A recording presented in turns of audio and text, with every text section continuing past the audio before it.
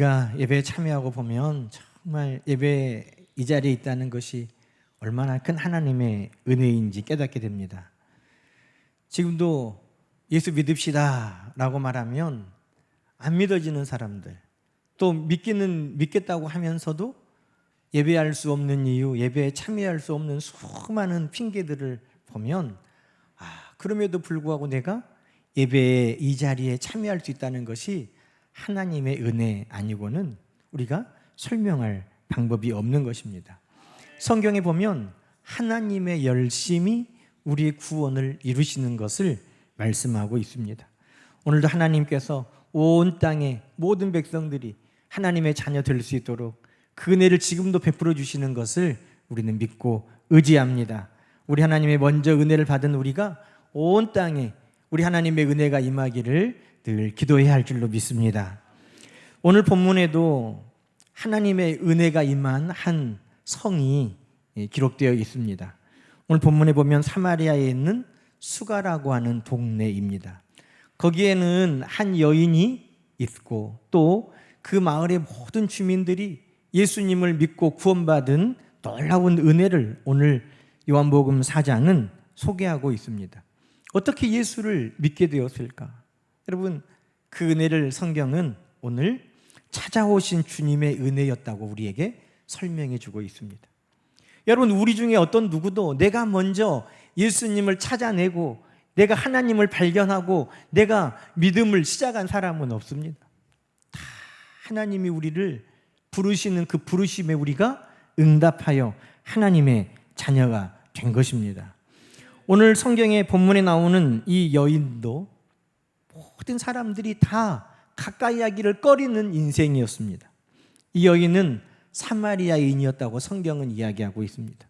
여러분, 사마리아인은 유대인들이 경멸하는 사람들입니다. 예전에 이스라엘이 아수르라는 나라에 멸망을 당했는데 이 아수르라는 나라는 점령하는 곳에 어떤 정책을 폈냐 하면 결혼을 해서 혼혈을 만드는 것입니다. 유대인, 우리나라와 같이 혈통을 중요하게 여기는 나라 아닙니까? 그래서 이방인들에게 대한 극심한 반감이 있는데 이 아수르 나라가 자기 나라 사람들을 데려다가 그 지역 사람들하고 결혼을 시켜가지고 피를 섞어버리는 겁니다. 그래서 이 사마리아에는 많은 혼혈들이 생겼습니다. 그래서 유대인들은 이제 민족의 순수한 혈통을 잃어버린 사마리아 사람들을 이방인 취급했고 부정한 사람들로 여겼고 죄인으로 치부해 버렸습니다. 4장 9절에 보면 사마리아 여자가 예수님께 당신은 유대인으로서 어찌하여 사마리아 여자인 나에게 물을 달라고 하나이까 하니 이는 유대인이 사마리아인과 상종하지 아니함이러라. 상종도 하지 않으려고 했다는 것입니다. 그런데 사마리아 사는 여자 그뿐만 아니라 이 여인은 그 사마리아인들조차도 죄인으로 여기고 따돌렸던 인생이었습니다. 사마리아 사람들 자기들조차도 저 여자는 싫어, 저 여자하고는 말도 섞기 싫어 라고 했던 여인이었다는 겁니다. 그 이유가 18절에 기록되어 있습니다. 그 여자에게는 남편이 5이 있었고 지금 있는 자도 내 남편이 아니다 라고 예수님이 말씀하셨다는 겁니다. 여러분, 이 여자가 남편이 몇 명이에요? 6명. 그래서 동네 사람들이 이 여자와 함께하기를 싫어해서 이 성경에 보면 이 여자가 6시에, 우리 시간으로 하면 정오 12시에 마을 사람들을 피해서 물을 길러 그 우물에 왔다는 것입니다. 여러분, 우리가 불과 한 달 전만 해도 정오 12시가 되면 얼마나 해가 따가웠습니까? 그런데 중동에, 팔레스타인에 그냥 길을 걸어 다니는 것도 아닙니다. 물동이를 이고 거기에 물을 가득 담아서 돌아와야 되는 것을 언제 한다고요? 한낮에. 왜? 사람들이 손가락질하고 사람들이 함께 하기를 싫어하기 때문에. 이 여인은 그렇게 사마리아인에서도, 사마리아 사람들 중에서도 따돌림 당하고 고립된 여인이었다는 것입니다. 그런데 이 여인에게 예수님이 찾아가신 것입니다. 학식이 있어서 지혜가 있어서 예수님을 찾아낸 것이 아닙니다. 권력이 있고 힘이 있어서 많은 사람들이 함께하기를 원하는 그런 인생이어서 예수님이 찾아간 것이 아닙니다. 상종하기도 싫어하고 사람들이 함께 말도 섞기를 싫어하는 그 여인이었지만 예수님은 그에게, 낮은 자에게 예수님은 찾아가신 놀라운 은혜의 주님이셨다고 오늘 성경은 말씀하고 있는 것입니다. 여러분, 우리가 주님을 믿게 된 것은 내가 착해서, 내가 뛰어나서, 내가 온전해서, 내가 능력이 있어서, 내가 성공했기 때문에, 내가 다른 사람들도 나를 찾는 인기 있는 사람들이기 때문에 내가 예수님을 믿게 된 것이 아닙니다. 오히려 성경은 내가 아직 죄인 되었을 때에 그리스도께서 나를 찾아오셨다고 말씀하고 있는 것입니다.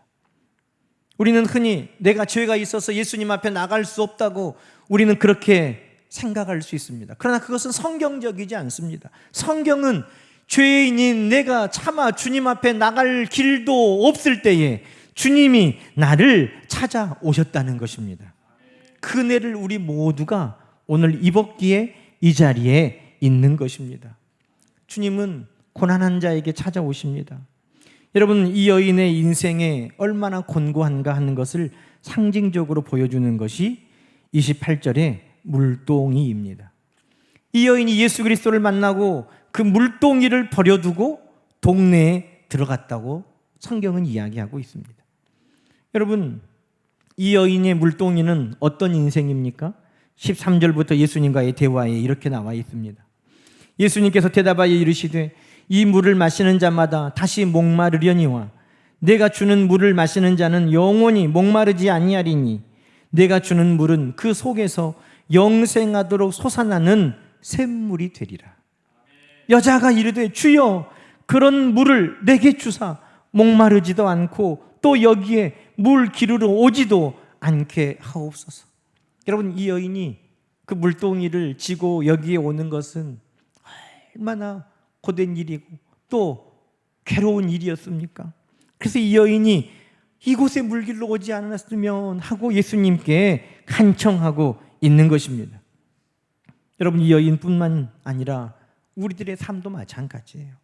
먹어도 다시 배고프고 목마른 것을 위해서 우리는 그것을 통해서 내가 조금이라도 해결되고 내 고통이 해결될 줄 알고 우리는 많은 물동이를 가지려고 하고 그 물동이마다 물을 가득 담아 놓으려는 수고를 멈추지 않습니다.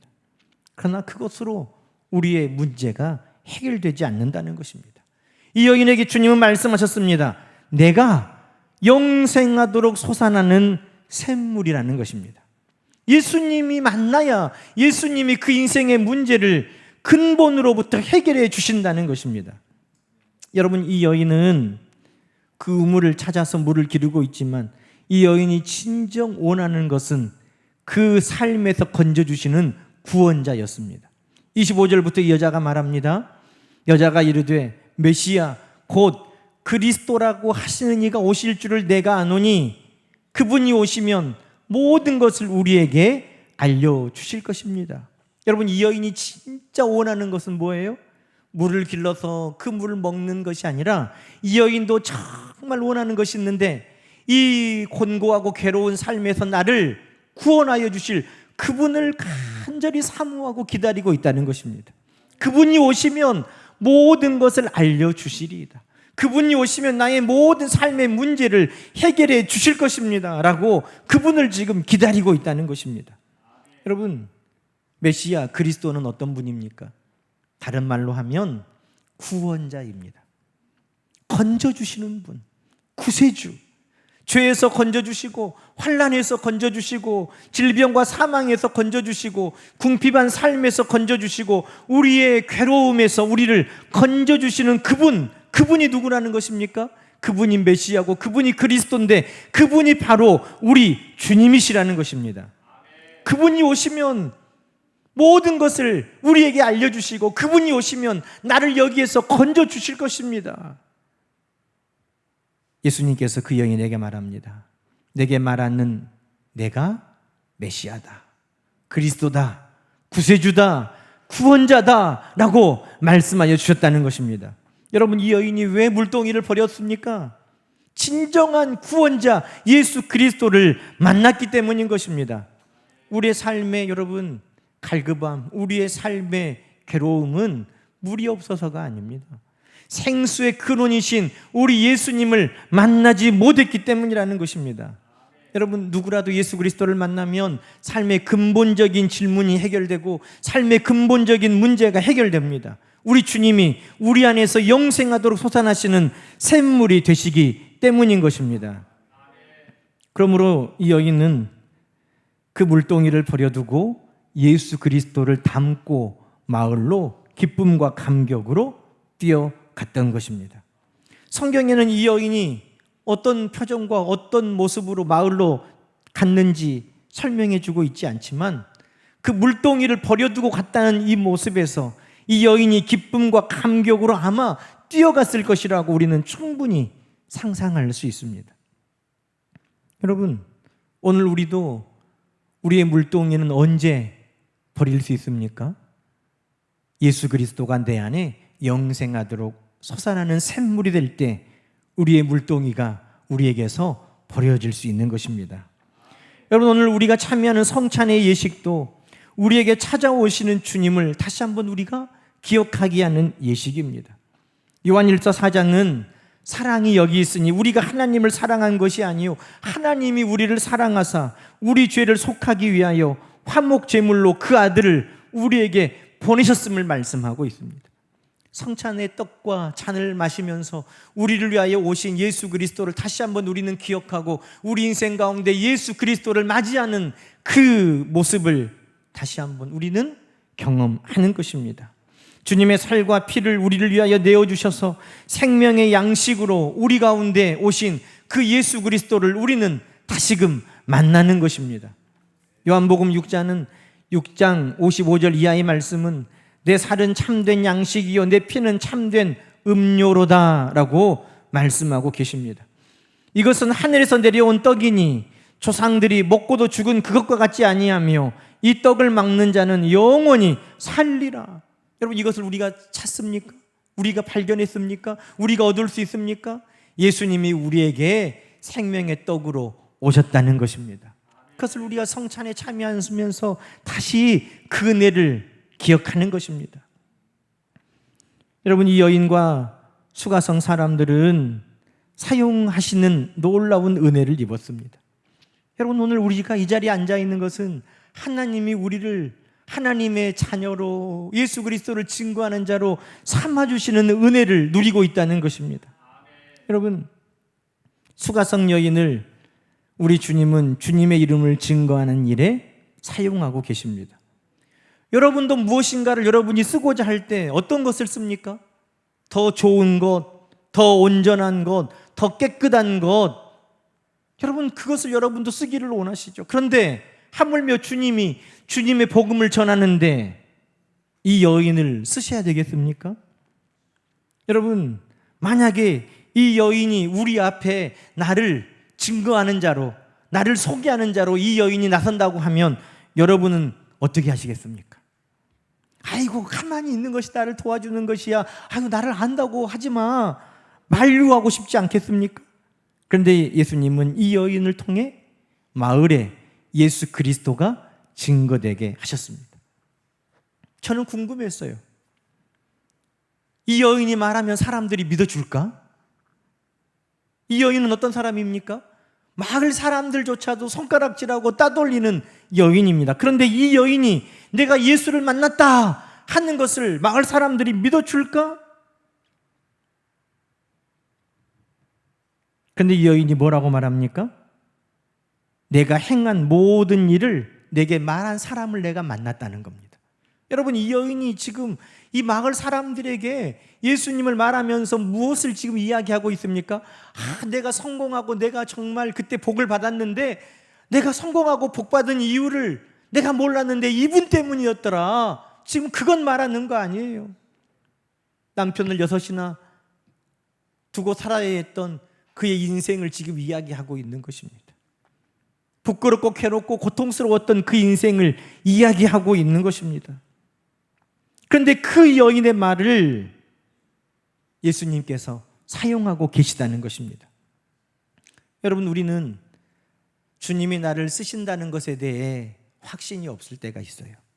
마태복음 5장에 보면 이같이 너희 빛이 사람 앞에 비치게 하여 그들로 너희 착한 행실을 보고 하늘에 계신 너희 아버지께 영광을 돌리게 하라.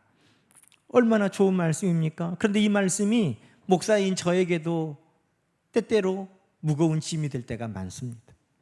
내 착한 행실을 보고 하나님께 영광이 되도록, 내 착한 행실을 보고 많은 사람들 앞에 복음의 빛이 비치도록, 아유, 나는 자격이 없어.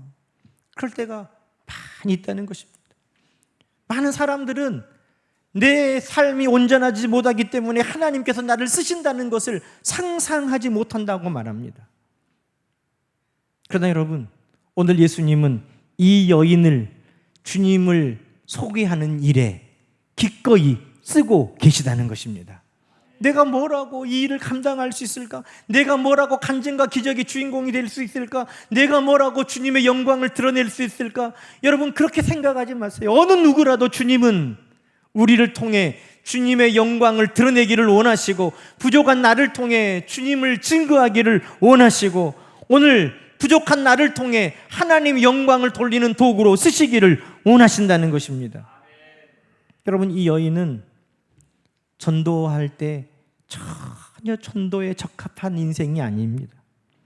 도덕적으로 비난받고 사람들에게 손가락질받고 사람들이 가까이 하기를 싫어하는 인생입니다. 그러나 주님은 이 여인을 통해 온 마을에 예수 그리스도를 전하게 하셨고, 복음의 큰 문을 여는 축복의 통로가 되게 하셨다는 것입니다. 여러분, 전도는 내가 하는 겁니까? 하나님의 역사는 내가 하는 겁니까? 아니에요. 순종할 때 우리 주님이 이루신다는 것입니다. 목사가 내 이야기 한다고 하면 저는 이곳에 서서 여러분에게 한마디도 할 수 없어요. 제가 가끔 꿈을 꿀 때 설교하러 섰는데 설교를 할 수가 없어요. 말이 안 나와요. 그래서 입을 찾아보니까 입이 없어요. 입이 붙어버렸어. 꿈에. 그런 부담감을 가져요. 왜? 내 착한 행실로 내가 주의 복음을 전한다고 하면 저는 아무것도 할 수 없습니다. 그러나 여러분, 고린도전서 1장에서 말하는 것처럼 육체를 따라 지혜로운 자를 쓰시는 것이 아니고 능한 자를 쓰시는 것이 아니고 문벌 좋은 자를 쓰시는 주님이 아닙니다. 세상에 미련한 것, 세상에 약한 것, 세상에 천한 것, 멸시받는 것, 없는 것들을 택해서 우리 주님은 주님의 증인되게 하시고 간증과 기적의 주인공이 되게 하시고 축복의 통로가 되게 하신다는 것입니다. 그러니 오늘도 이 여인을 쓰시는 주님의 은혜는 오늘 우리 모두에게도 하나님께서 나를 통해 일하실 것에 대한 소망을 갖게 하시는 것입니다. 전도된 많은 분들의 간증을 들어보면 어린 아이에게 듣고 전도됐다는 분이 있어요. 가난한 사람, 병든 사람에게 소식을 듣고 예수 믿게 됐다는 사람들이 있어요. 우리 한국 교회 역사를 보면 깡패한테 전도된 사람이 있어요. 미국의 유명한 전도자 무디는 구두 수성공이었어요. 그런 사람들에게 예수 그리스도를 전해 듣고 많은 사람들이 빛 대신 예수 그리스도를 만나게 된 것입니다. 오늘 우리를 통하여서도 하나님은 하나님의 영광을 드러내는 도구로 써주신다는 것입니다. 저는 오늘 성찬을 준비하면서 여러분, 오늘 떡과 잔으로 우리가 먹고 마시는 것, 외형적으로 보면은요, 저 빵은 프랑스 빵집에서 샀을 거예요. 아마 보나마나. 예? 파리 그거 있잖아요. 거기서 아마 사왔을 거예요. 거기에 수많은 빵이 있어요. 그러나 하나님이 쓰실 때 성찬 예식에 주님의 살을 예표하는 그 주님의 거룩한 양식으로 우리가 먹는 것입니다. 수많은 포도들이 열었다가 사람들이 먹고 사라지죠. 그런데 그 중에 우리 권사님들이 선택해가지고 깨끗하게 씻고 포도주로 담고 오늘 우리들이 주님이 우리를 위하여 흘리신 피로 오늘도 마시는 것입니다. 여러분, 쓰임받는 은혜가 얼마나 큰지, 여러분, 오늘 이 떡이, 이 잔이 쓰임받는 것보다 오늘 하나님께서 저와 여러분을 통해 이 땅 가운데 쓰시고자 하시는 하나님의 놀라운 계획이 있음을 우리는 믿고 이 시간도 감사하는 것입니다. 저와 여러분을 통해 하나님은 영광 받으시고 축복의 통로로 오늘도 쓰시는 줄로 믿습니다. 그리고 오늘 우리의 모든 말이 믿어지게 하는 은혜입니다. 여러분, 놀라운 것은 마을 사람들이 이 여인의 말을 듣고 믿었다는 것입니다. 여러분, 우리가 잘 아는 우화에 늑대가 나타났다 3번 거짓말했더니 그 소년의 말을 아무도 믿어주지 않았다는 거예요. 진짜 늑대가 나타났는데도, 간절하고 다급하게 말했는데도 아무도 안 믿어줬어요. 여러분, 이 여인이 아이고 섹시, 그 옆에 누구요? 제 신랑이에요, 남편이에요 그랬는데 6번이나 그랬어요. 사람들은 안 믿어줘 이제. 그래서 그 여인에게는 말도 하기 싫은 거예요. 그런데 이 여인이 지금 누구를 만났다고 그래요? 아유, 진정한 내 인생의 반려자를 만났어요도 아니고 메시아를 만났다는 거예요. 수천 년 동안 기다렸던 메시아, 그리스도, 구세주를 지금 만났다고 증거하고 있습니다. 그런데 그 마을 사람들이 믿어줬다는 거예요. 믿어지게 하시는 은혜를 지금 누리고 있습니다. 내가 말하는 것을 믿어주는 은혜, 또 그 말하는 것이 믿어지는 은혜. 여러분, 믿어지는 것은 인력으로 되는 게 아니에요. 사람들이 말하면 자꾸 의심이 드는 거, 이성적이기 때문에 그렇다고요? 아니요, 믿어지지 않기 때문에 그러는 거예요. 그러나 남편이 말할 때 믿어지고 아내가 말할 때 믿어지고 사람들이 말할 때 믿어지는 것은 믿음의 역사인 거예요. 이 여인이 말할 때 그 마을 사람들은 왜 믿었을까요? 왜 예수님 앞에 다 찾아왔을까요? 성령이 믿어지게 하신 은혜를 주셨기 때문인 것입니다. 이 마을 사람들이 예수님 앞에 나와서 예수님의 말씀을 듣고 보니 4장 42절에 뭐라고 말합니까? 이제는 너 때문에 우리가 믿는 것이 아니라 우리가 친히 예수님 앞에 와서 듣고 그가 참으로 세상의 구주이신 것을 우리가 이제는 알고 믿는다고 말합니다. 그 여인의 말을 듣고 믿었고 이제는 예수 그리스도의 말씀을 듣고 이제는 믿어지게 되었다는 것입니다. 믿어지는 은혜는 얼마나 큰 건지 몰라요. 사람도 믿어지는 은혜가 있어야 우리가 감사가 돼요. 말씀도 늘 믿어지는 은혜가 있어야 감사가 되는 거예요. 평안이 있는 거예요. 여러분, 믿어지는 은혜가 있기를 주의 이름으로 축원합니다. 믿어지는 은혜, 이것이 오늘 이 여인과 이 마을 사람들에게 임한 하나님의 은혜였습니다. 그 여인이 말한 것이 믿어졌어요. 나사렛 촌사람 목수가 말하는 그 말씀이 사람의 말로 들려지지 아니하고 하나님의 말씀으로 믿어졌다는 것입니다. 여러분, 오늘 이 자리에 나와 있는 여러분 모두에게도 목사의 말이 아니라 하나님의 말씀이 들려지고 하나님의 말씀이 믿어지는 은혜가 우리 모두에게도 있기를 주님의 이름으로 축원합니다. 여러분, 우리가 이 떡과 잔을 마실 때에도 얘들 소꿉장난하는 거 아니잖아요. 떡 조그만한 것 나누고 잔 조그만한 것 나누는 거 소꿉장난하라고 하는 거 아니에요. 이것이 예수님께서 우리를 위하여 흘리신 피요 찢기신 살이라는 것을 우리는 믿고 이것을 우리의 삶에 오늘도 믿음으로 받아들이는 거룩한 예식인 것입니다. 이것이 믿어지는 놀라운 은혜가 우리에게 있는 거예요. 안 믿어지는 분들은 성찬에 참여하는 거 아니에요. 그러나 믿고 세례받고 우리의 믿음을 고백했기 때문에 우리는 이 떡과 잔을 마실 때 믿음으로 참여하는 것입니다. 믿음으로 떡을 먹고 믿음으로 잔을 마시지만 이 믿음이 우리가 하나님의 자녀요, 저 영원한 하나님의 나라의 백성이요, 우리가 구원받았다는 것을 분명하게 증거하는 예식이라는 것입니다. 그러니 이것이 믿어진다 하는 것이 얼마나 감사한지. 그래서 오늘 저와 여러분이 이 자리에 성찬에 참여하고 하나님의 자녀가 되고 축복의 통로가 되고 오늘도 예배에 있는 것입니다. 여러분, 오늘도 우리를 찾아오신 주님, 오늘도 성찬을 통해 다시 한번 깨닫고 우리를 축복의 통로로 쓰시는 주님, 오늘 저 떡과 잔을 통해 오늘 우리 주님의 살과 피로 우리에게 오심을 감사하고 오늘도 믿어지는 은혜, 오늘도 모든 말씀이 믿어지고 오늘 우리를 위한 영원한 양식이 믿어지는 놀라운 은혜가 이 성찬을 통해 저와 여러분에게 다시금 충만하게 임하기를 주님의 이름으로 간절히 축원합니다. 함께 기도하십시다. 하나님 아버지, 감사합니다. 오늘도 성찬에 참여할 수 있도록 우리를 불러주신 은혜를 감사합니다.